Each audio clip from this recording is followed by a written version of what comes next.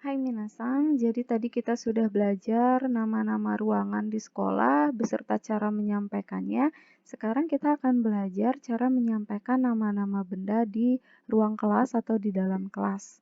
Nah, sebelum kita belajar menyampaikan nama-nama benda tersebut dalam bahasa Jepang, sekarang kita pelajari dulu kosakatanya.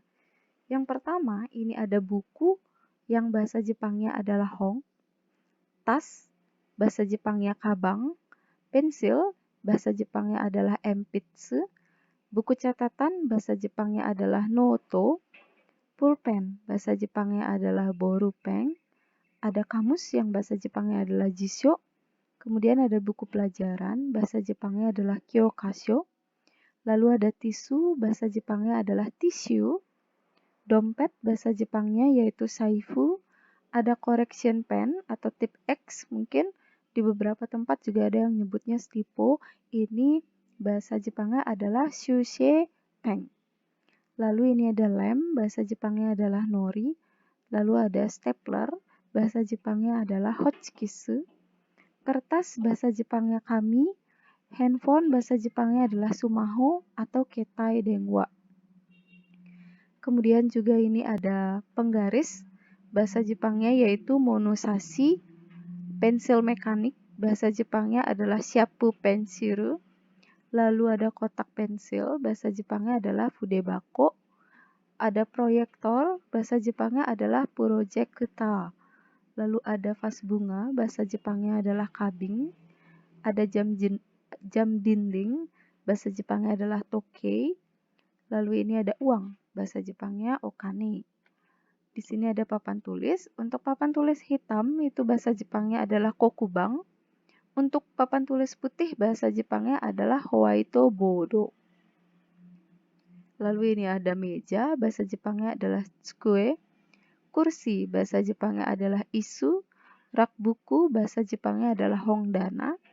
Gambar, bahasa Jepangnya adalah gambar atau lukisan itu bahasa Jepangnya adalah kemudian ada foto, bahasa Jepangnya adalah shashin.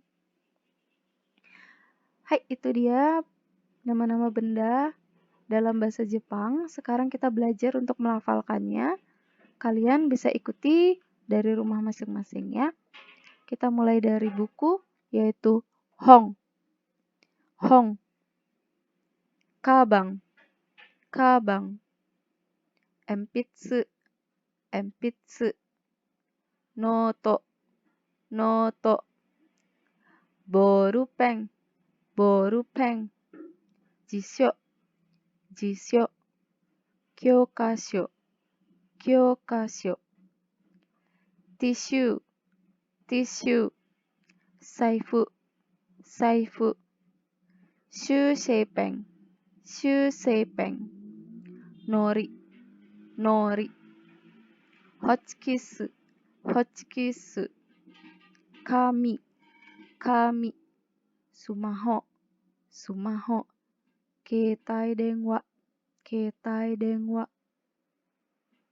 Selanjutnya, monosashi, monosashi, shapu pensiru, shapu pensiru, fudebako, fudebako, projector, projector, kabing, kabing, toke, toke, okane, okane, kokubang, kokubang, howaitoboard, howaitoboard, tsukue, tsukue, isu, isu, hongdana, hongdana, shashin, shashin. Hai, sekian nama-nama benda di dalam kelas atau di ruang kelas. Selanjutnya adalah kosakata kata tunjuk benda. Jika tadi kita belajar kata tunjuk tempat yaitu koko, soko, asoko, maka untuk kata tunjuk benda itu yang digunakan adalah kore, sore, are. Jadi ini dia perbedaan dari bahasa Jepang dengan bahasa Indonesia. Dalam bahasa Indonesia, kata tunjuk tidak dibedakan berdasarkan nama tempat atau nama benda. Sementara dalam bahasa Jepang, Kata tunjuk dibedakan menjadi dua, yaitu kata tunjuk untuk tempat dan untuk benda. Benda ini termasuk benda mati dan benda hidup. Benda hidup yang dimaksud adalah manusia, hewan, tumbuhan, itu masuknya di kategori ini. Jadi untuk menunjuk benda atau menunjuk orang yang digunakan adalah kore, sore, are. Apa arti dari ketiga ini? Sama sebenarnya kore ini sama dengan koko, tapi ingat kore adalah untuk benda, kemudian sore sama artinya dengan soko, dan are sama artinya dengan asoko. Kita bahas satu persatu. Ya, jadi kore ini artinya adalah ini, digunakan saat pembicara menunjukkan benda yang dekat dengannya, tetapi benda tersebut juga dekat dengan lawan bicaranya. Ya, selanjutnya adalah sore. Sore ini artinya adalah itu. Sore artinya adalah itu yang digunakan saat pembicara menunjukkan benda yang jauh dari jangkauannya, namun masih dekat dengan lawan bicara. Jadi posisi bendanya itu jauh dari Jadi posisi benda yang ditunjuk itu jauh dari pembicara, tapi dekat sama lawan bicara. Maka pakai sore. Kalau are artinya juga itu, sama dengan sore, sama-sama itu artinya. Perbedaannya adalah untuk are ini digunakan saat pembicara menunjukkan benda. Bendanya itu jauh dari si pembicara, juga jauh dari lawan bicara. Itu pakai are. Kalau sore, pakainya saat bendanya jauh dari pembicara, tapi dekat sama lawan bicaranya.